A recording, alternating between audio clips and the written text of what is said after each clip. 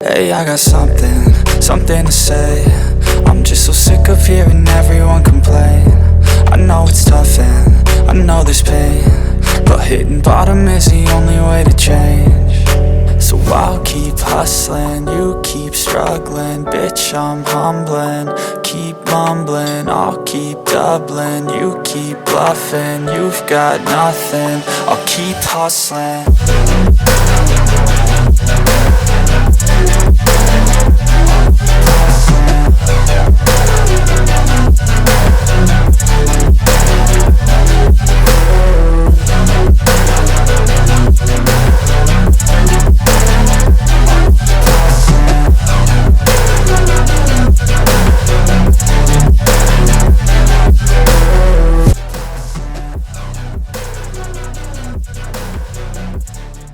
අයිබෝන් මදර්බෝඩ් විදිෂ channel එකට වෙනද වගේම ඔයාලා ගොඩාක් ආදරෙන් පිළිගන්නවා.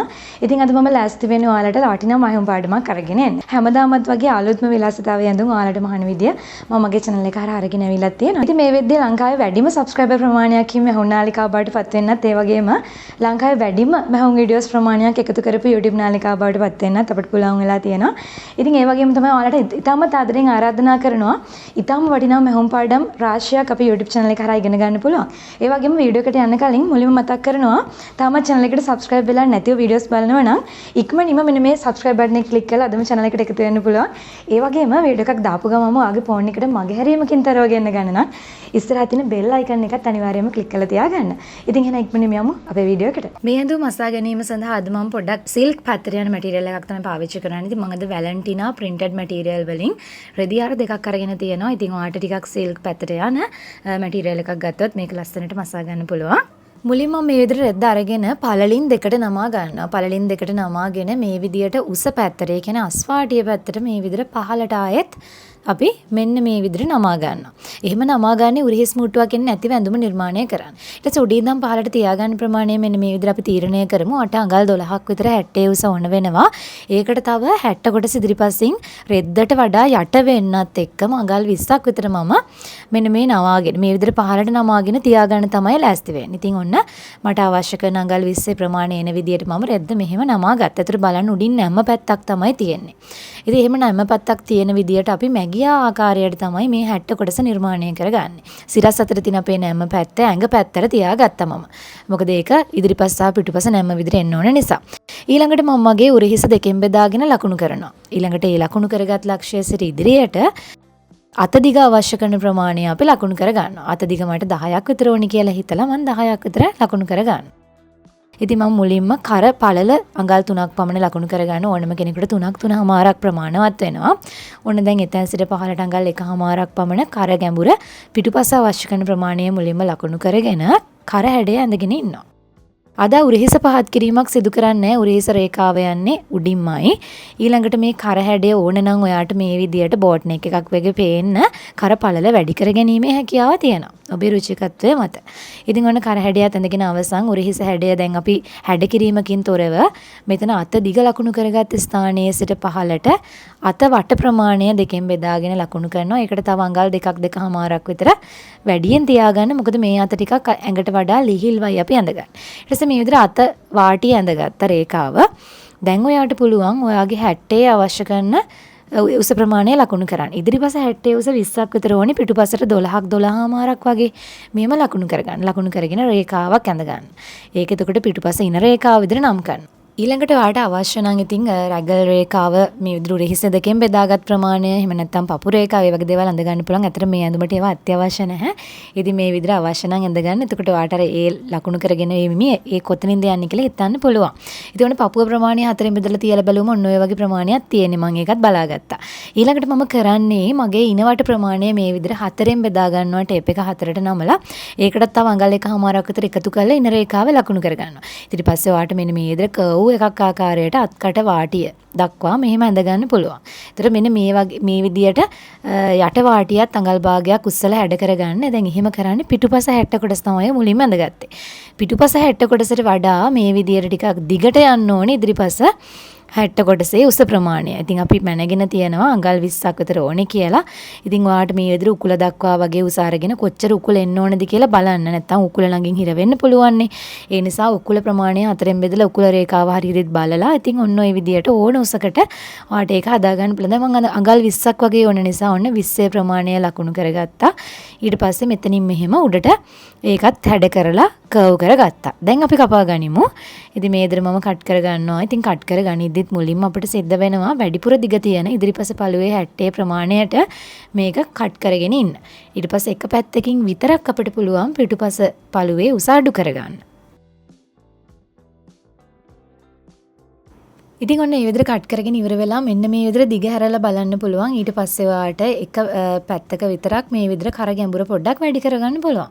කර ගැඹුර සාමාන්‍යයෙන් 3.5ක් විතර යන විදිහට මෙහෙම වැඩි කරගන්න. ඒ කියන්නේ උඩ මුදුනේ උරහිස නැවුණු තැන ඉඳන්. ඊට පස්සේ මේ පැත්ත ඉදිරිපස්ස විදිහට තියාගන්න පුළුවන්. ඊළඟට මම ඔන්න කරන්නේ අර වගේම රෙදි කොටසක් ආයෙත් නමාගෙන කරේ හැඩයටම මෙන්න මේ විදිහට තියලා කරපේසිමක් කපා ගන්නවා. කරේ හැඩයටම මෙහෙම කපා ගන්න නැම්ම පැත්ත පේසිමෙත් නැම්ම පැත්තටම තියන්න. මම මේ විදිහට රෙදි කොටස වැඩි ප්‍රමාණය ඉවත් කරගෙන ඊට පස්සේ පේසිම අපිට පුළුවන් අඟල් එකමාරක් දෙකක් මේ විදිහට කර්ව් එක තියෙන විදිහට වටේටම ලස්සනට රවුමට කපා ගන්න. පේසිමේ කිසිම මූට්ටුවක් තියාගන්නේ නැහැ අපි. කරේ ගානටම කපාගෙන තියෙන නිසා. ඉදිරිපස පිටුපස මාරු කර ගැනීමකින් තොරව පරිස්සමට තියාගන්න පැත්තකින්. ඊළඟට මේ විදිහට 60 කොටස අරගන්න එක පැත්තක පමණක් මෙන්න මේ විදිහට ඒ කියන්නේ පිටුපස පළුව සඳහා එච්චර දිගට අවශ්‍ය නැහැ 12මාර රේඛාවෙන් කපලා මම ඉවත් කරගත්තා. ඉතින් මම පේසින් දෙකක් කපාගෙන තියනවා වැරදිලා කොටස් දෙකක් තියලා එකක් වැඩක් නැහැ. ඉතින් ඒක අයින් කරලා මම ඔන්න එක කොටසක් තියාගත්තා කර වටේට. ඊළඟට සාය කොටස අපි හදාගෙන ඉමු. සාය කොටස සඳහා ඔබට අවශ්‍ය කරන සායේ උස තියෙන්න රෙද්ද කපලා මුලින්ම වෙන් කරගන්න. ඊට පස්සේදී මෙන්න මේ විදියට ඔයාලට පුළුවන් රෙද්ද මුලින්ම පළලෙන් දෙකට නමාගෙන මේ විදියට තියෙනවා මේ නැම්ම පැත්ත. ඉතින් මේ නැම්ම පැත්තේ ඉඳන් මෙන්න මේ වගේ ප්‍රමාණයකට පිටුපස 60 කොටසේ ඉනේ තියෙන ප්‍රමාණය තමයි ඕන වෙන්නේ. බලන්න. ඒ කියන්නේ හොඳට පැහැදිලිව තේරුම් ගන්න පිටුපස 60 කොටසේ ඉනට විතරයි අපි සාය කොටසේ මැද නැම්ම පැත්ත අල්ලන්නේ. මේ ටික ඕපන් තියා ගන්නවා නිකන් ගැට ගහ ගන්න. ඉතින් බලන්න හරිම පහසුයි. ඉතින් මෙච්චර ලොකු ප්‍රමාණයක් වාට ගැට ගහ ගන්න අවශ්‍ය නැත්තම් වැඩි ටික මේ විදිහට ලකුණු කරලා වැඩක් නැති ටික මෙතනින් කපලා ඉවත් කරගන්න. ඉතින් අන්න එහෙම තමයි මේක නිර්මාණය කරගන්නේ. දැන් අපි මසා ගන්න තමයි ලෑස්ති වෙන්නේ.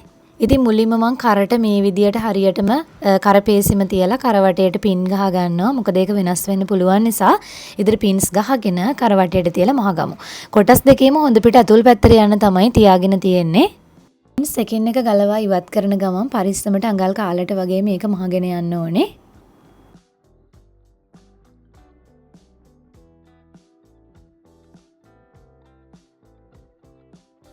ඊට මේ විදිහට කරට අඟලෙන් අඟල වගේ කට් මාක්ස් දාගන්න මසාගත් මැස්ම කපා ගන්න එපා පරිස්සමට. ඊට පස්සේදී ඔයාලට පුළුවන් මසාගත් මැස්ම පේසිම පැත්තට හරවලා මේ විදියට මහගෙන යන්න. ඉතින් එහෙම මහගත්තම කර හැකිලීමකින් තොරව ලස්සනටම පරිස්සමට මහගන්න පුළුවන්. ඉතින් අන්න මේ විදියට මසා ගන්න අපහසු තැන්වල කට් මාක් එකක් ආයෙ දැම්මට ප්‍රශ්නයක් නැහැ. මෙහෙම හොඳට පේසිම පැත්තට ෆ්ලැට් කරලා මහන්න.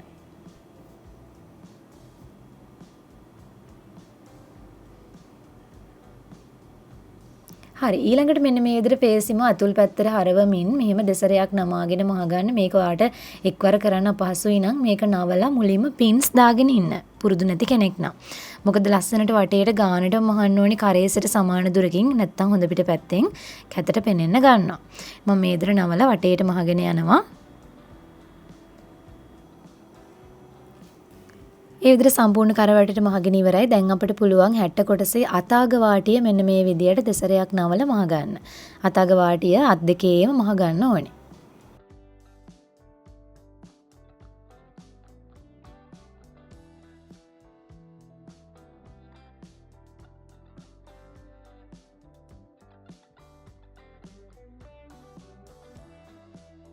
දැන් සාය කොටස අරගන්න. සාය කොටසේ මේ විදියට වටේට වාටි මහ ගන්නවා මම. සාය කොටසේ මුලින්ම අපි දැන් ඇඳට පස්සේදී පේන කෙලින් අතට ඒ කියන්නේ අපේ සිරස් අතට තියෙන වාටි දෙක මහ ගන්න පුළුවන්. ඒ වගේම දැන් මේ ඉදිරියට එහෙම මහගෙන ඒ සාය කොටසේ හරිමැද කට් එකක් දාගන්න. සාය කොටසේ හරිමැදට ඔයාට ඊට පස්සේදී පුළුවන් 60 කොටසේ තියෙන හරිමැද තියලා මහගන්න. මම තව රෙදි කොටස් දෙකක් අරගෙන මේ ඉදිරියට පටි දෙකක් කපා ගන්නවා. ඒ පටි ටික අපි පාවිච්චි කරන්න ලෑස්ති වෙන්නේ මේ ඉදිරියට එකට එක මූට්ටු කරලා මම ඒ පටිය පාවිච්චි කරනවා අපේ ඒ රෙදි කොටස ගැට ගහ ගැනීම සඳහා අවශ්‍ය කරන පටි විදිහට මේ ඉදිරියට දෙකට නමාගෙන මාගෙන යන්න. මේ පටියේ පළල ප්‍රමාණය අඟල් දෙකමාරක් තිබ්බම ඇති ඇත්තටම.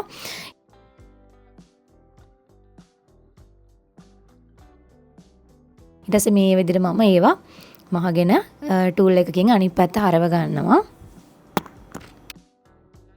දැන් මම සාය කොටස ඇත්තටම මේක සමචතුරස්‍රයක් වගේ නිකන් ඍජු කොණස්‍රයක් වගේනේ සාය කොටස තියෙන්නේ. සාය කොටසේ මේ විදිහට මම වාටිය නවල මහගෙන යනවා යටම වාටියත්. ඉතින් යටම වාටියත් නවල මහලා දැන් අපි ගැට ගහන රෙද්දක් වගේ තියෙන රෙදි කොටස දෙපැත්ත වාටි දෙකත් මහගෙන ඔක්කොම කරගෙන තමයි අපි ඇටයට අල්ලන්නේ.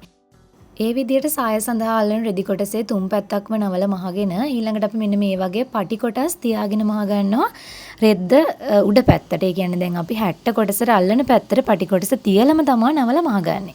ඒතර අපිට ඒක ගැට ගහ ගන්න පහසු වෙන නිසා. ඉතින් එක පැත්තකට අල්ලන පටි කොටස ටිකක් කොටට තියා ගන්නවා.